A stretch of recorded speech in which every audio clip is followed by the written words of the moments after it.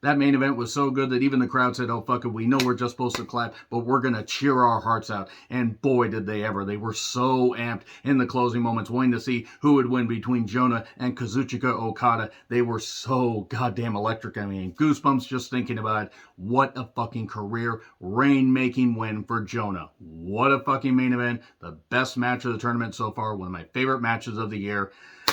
Let's get into it. I'm John Recton with my review. New Japan Pro Wrestling's G1 Climax 32 Night 13 event. A block of B, block of C, block of She Wants the D, block of Action. Oh boy, let me know your thoughts on this show in the comments, please.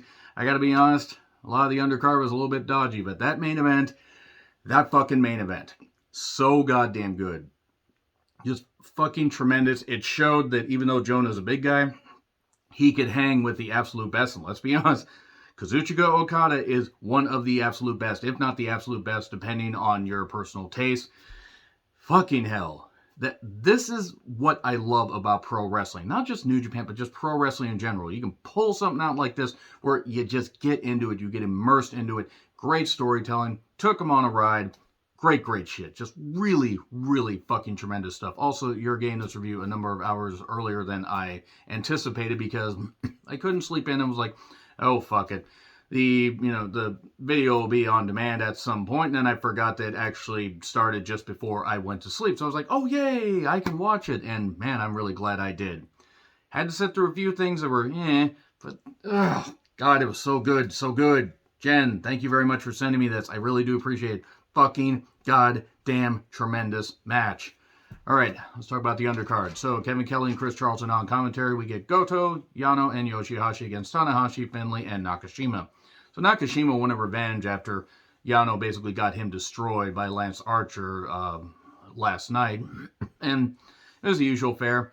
Nakashima, despite having hair that basically would not be able to get through any natural door frame. I mean, seriously, he's going to have to duck and just do this or whatever. But the nice thing is he'll be able to push people out of his way. In all seriousness, Nakashima does have great potential and showed some good fire here, but did tap out to the butterfly lock as expected. And then we get Tama Tonga and Jado versus Yujiro and Sho. Oh boy, House of Torture stuff. Well, you can probably guess how I felt about this match.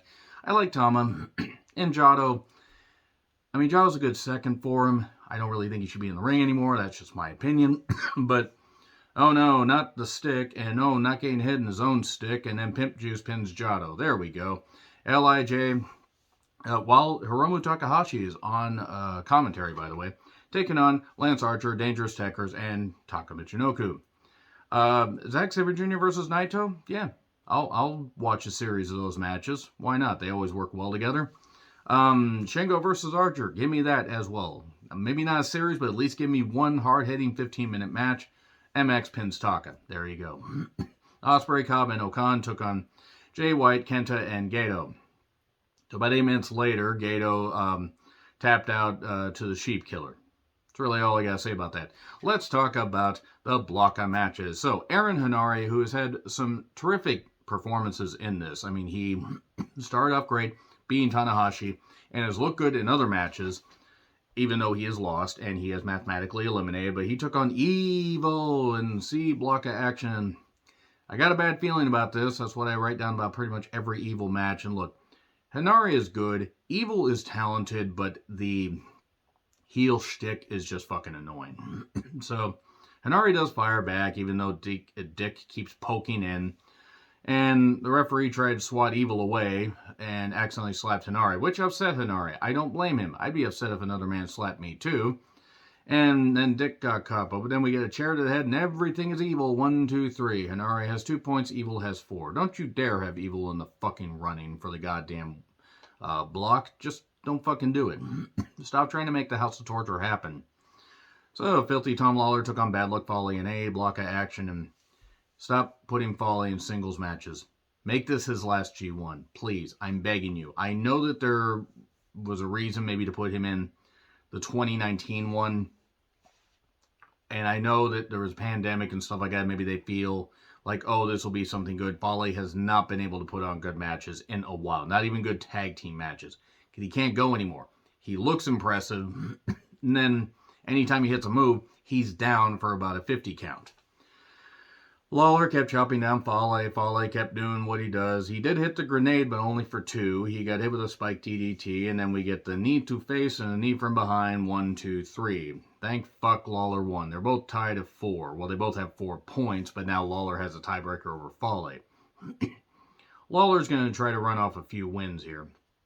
He's got Okada next, though. He might be able to beat Okada, actually, given what just happened, but he went through a lot and probably herniated every disc in his back carrying Fale. Juice Robinson versus El Phantasmo. She wants the D-block. Okay, they did a lot of comedy, and then they even did arm wrestling at one point. And then it was like, then they got a little bit upset because Juice lost because ELP cheated in the arm wrestling and then threw a chair at ELP's skull. And look, I understand what they were trying to do here. This match went about almost 17 minutes and really shouldn't have gone past, I'd say, 10 or 11. It dragged. And I'm not a fan of the Bullet Club antics, as you know, but it just got to the point where this was just really, really draining, not very good. And yes, you got ELP firing back. The idea was pretty much to just turn ELP full-fledged babyface. Also, Juice, I'm sorry, but now I've reached the point, and I was reaching this point before where Juice, while I loved Juice and Finlay teaming up, it was getting to the point where Juice almost felt samey, and now all he is in black yelling more. That's it. That's really all Bullet Club does. You wear darker colors, and you yell at the referees, like little kids. So, El Phantasmo hits Juice with a chair later after a whole bunch of bullshit, and that's a disqualification because it was in the ring. You can shoot somebody outside the ring, but if it's in the ring, oh no. El Phantasmo's at 2, Juice is at 4. I didn't care. I didn't care. And speaking of things I didn't care about, Tomohiro Ishii versus Chase Owens. I know Chase can do the moves. I don't care. It's not that he doesn't have talent in the ring. I just find him bland. I find him boring. He bores me. But I wrote down this goes past 5 minutes, so it's a waste of Ishii. And then I also wrote down, I looked over and noticed that the cat needed food. I have a 20-pound cat that, runs around a whole lot. And he needed catnip. And he just needed more food. So I was like, oh, fuck it. Let me go. That's more important than watching anything with Chase Owens. I mean, I had it on pause, but it's more interesting to take care of your animals than it is to watch Chase fucking Owens in a goddamn match. Ishii did hit a big superplex. They did some back and forth, a package pile driver, 1, 2, 3. There you go. So Chase Owens beat Tomohiro Ishii. Chase Owens also looks like the oldest 32-year-old wrestler out there. And Chase has 4, Ishii has 2. Chase, put some respect on my name, Chris. Well, it's like, to everybody, no, I don't think I will, Chase. You can keep doing what you're doing. I know if fans don't like you, whatever. I'm sure he has fans. I just don't find Chase interesting. But then we get to Okada versus Jonah. Jonah seconded by Bad Dude Tito. A block of action, tremendous, fucking tremendous. Yes, more of this, please. I'm not saying try to recreate this every single goddamn time. Put on more matches like this with great storytelling and good shit. Very, very good shit. It's going to be hard to encapsulate all the goddamn, moves in this because while they did, it started slow as expected because when it's an Okada match, he doesn't even warm up till about 10 minutes in because he's just that good. Okada's worked well with monsters is what I know, so how will this go? Well, it'll end up going fucking tremendous, as I said in the intro, and as I said just here, it was fucking incredible. Yeah, I wrote down this goes 15 minutes tops. It went 21? 22? Jonah grinds him down. We get a rail spot. Okada did target the knee, trying to take away Jonah's, base, because he's all about that base, no top dog. And to the ramp again, because in the Juice ELP match, there was a ramp spot. So let's ramp up the tension. Okay, sorry. Puns are hard to do in the morning. And Jonah targets the back. Because Okada had that previously injured back, it actually was bothering him just before last year's G1, I believe. And thankfully he's okay. Kevin Kelly mentioning Jonah's WWE run, where he was a North American champion. They never knew what to do with him, though, once he got to the main roster. And he really wasn't there for very long before they said, oh, fuck it, let's just release him. Yeah, let's release a guy this talented. It's a good thing Vince McMahon is out of power, even though Triple H has his own agendas and everything. That's WWE stuff. Let's talk about New Japan. But I'm just glad Jonah's able to thrive. The guy is massive in person, by the way. I saw him at the New Japan Strong tapings in historic Washington Hall. But Bad Dude Tito tries to distract Okada. And then Okada just, lets them run into each other and then hits the DDT on the floor. He kept trying to slam Jonah because that's a big thing for Okada, slam the big man. But then Jonah says, no, spear and a huge senton, 1-2. And then the money clip. I gotta be honest, the money clip, if he goes over and has it where it's like, he has them on the ground, it's better. But the money clip, I don't think is quite clicking as well as Okada would like. I mean, it serves a purpose, but I don't know. To the top, and then they're battling, and it looks like Okada's going to go for the drop kick and knock Jonah off the top. Jonah says, no, I'm going to do a Thez press on you. Look out below. Then we get a big layer, we get a big drop kick to a pop, and then a big slam to a pop. Okada's coming back. Okada's going to win. Okada's going to win. If you watch the show, you know that's not the case, but you think Okada's going to win. Back and forth, the Rainmaker got stopped. He hit a big German on Jonah. That was some good stuff. But then headbutts and a lariat for close to, or over 20 minutes, I noted. And Okada looks like he's going to come off the top, possibly for the shotgun drop kick. But no, he got caught in a power bomb, and I'm like, okay, all right, he's going to go for something. He's going to get countered. And then he hits the Black Forest bomb, and I'm like, oh? And then he goes, and I'm getting goosebumps again just thinking about it. I was like, oh, okay, he's going to miss the splash, though. He hits it. This crowd is roaring by this point. Boom. And I'm like, 1, 2, 3. And yes, you get shocks in the G1.